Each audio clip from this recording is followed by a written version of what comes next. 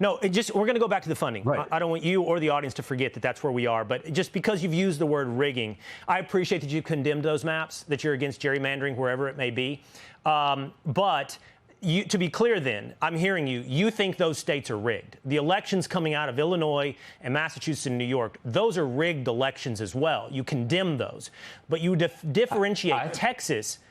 I think you just said that exactly. You said, I condemn those, called Texas rigged. They're similar in that way. So I would assume that means you think they're rigged. The only difference you drew was when? Middle of the decade, middle census. Well, Gavin Newsom says he's about to do that in California, and Kathy Hochul says she's about to do that in New York. So they are guilty, in your mind, clearly, of rigging elections, clearly in California and New York. Both of those efforts in those blue states are contingent on if Texas decides to cheat, if Texas Republicans decide to draw these maps in the middle of the decade at the request of the most powerful man in the country. So again, those you are rigged two in response to something you call rigging. You cheat in response to something you think is cheating.